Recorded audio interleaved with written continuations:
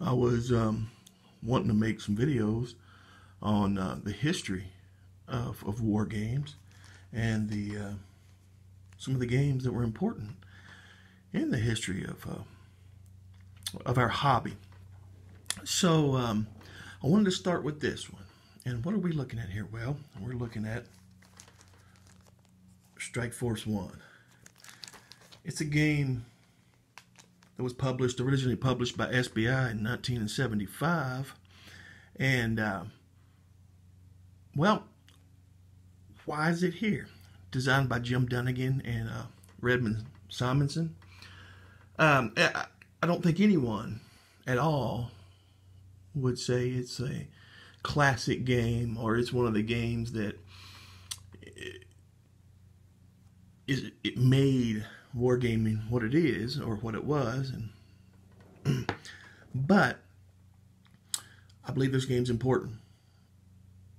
It's important, I think, because to look into the mind of someone like Jim Dunnigan. Jim Dunnigan, the godfather of modern wargaming, he,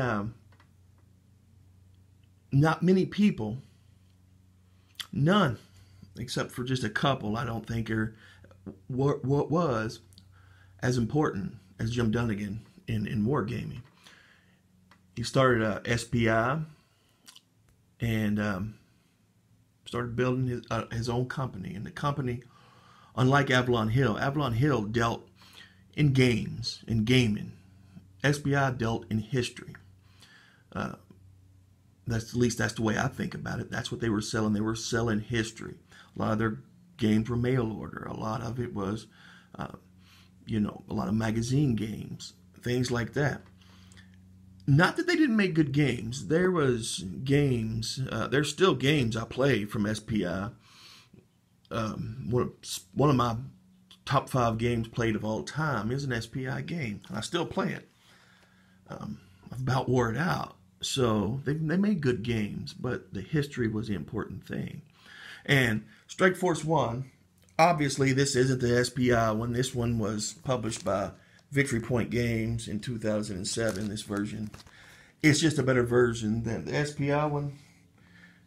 Came in a package like this exact package, see? And it says free on it. Well, that's the whole thing. Originally, this was a free game, given out at conventions. It was given out in books, wargaming books that had this in here. One book especially had it in here. It was given out by mail. And the whole point of this was to get people involved in the hobby, have a beginner game, rudimentary game, very rudimentary. You can teach a 5-year-old kid how to game this, and it teaches them the basics of wargaming, especially SBI games, especially games that were designed by Jim Dunnigan. Jim Dunnigan was smart in that way. He wrote the complete handbook of wargame, the complete wargaming handbook, something like that. I have a copy of it. He made 3 or 4 editions of it, kept updating it. The latest of which I do believe is you can get online from Strategy Page. But in that book, he basically gives you a blueprint on how to design war games and how to start a wargaming company. He always wanted to get out and start companies, help people start companies if that's what they want to do, give them advice, let them know how to do it. And the idea was, when it rains on everybody. If more people are playing the games, if more people are interested in the games, then more people are going to buy them. And this was published at a time, 1975, where wargaming was still in that window of where it's at its height. D&D hadn't came on yet and became what it was. Video games had not really been introduced to the mass market to become what they were. So, for lack of better terms, the nerd community gravitated toward war games. And this is very simple. This was to get someone started who just may have a passing interest, who may want to play. You know, it's rudimentary, but it teaches you. You know, you got movement.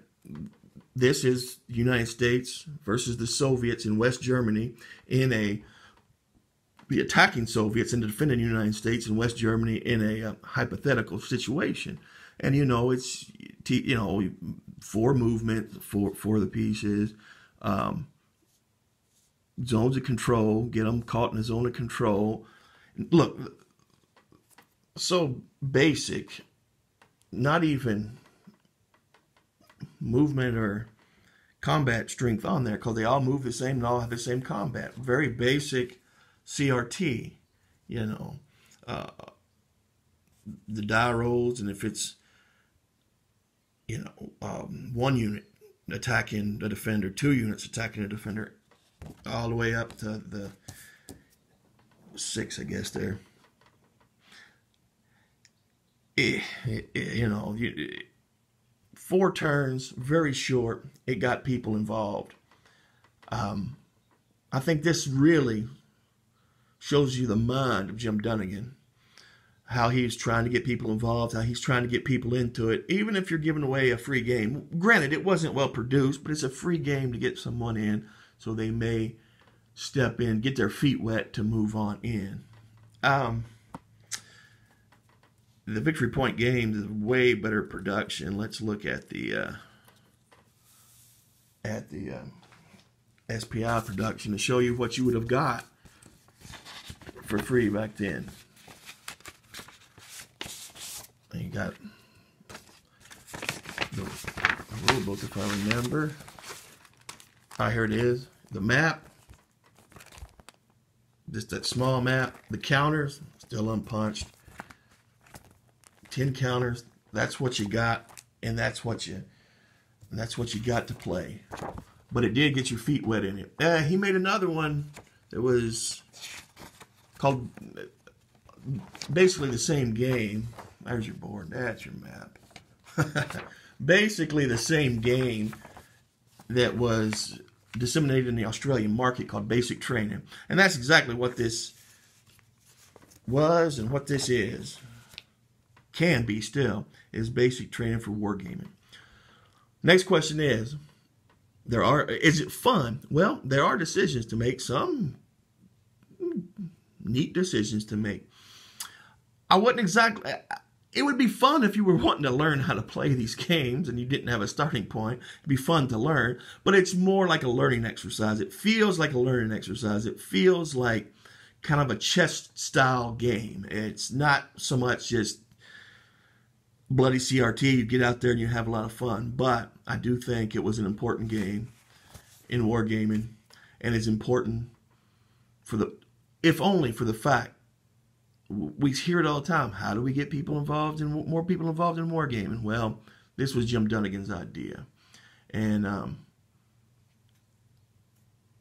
I greatly appreciate something like this, the idea of something like this, even if it's not that well received. I think that some people have low rated it too much. You know, you can take a kid or someone that's never involved in gaming and show them that. And solos will too. You know, I've played it a ton of times just for the historic value, but that's it. And I've looked to be making some more videos on some games in the history of war games. So I got a pretty good library, so we'll go on with that. All right. Y'all have a great day.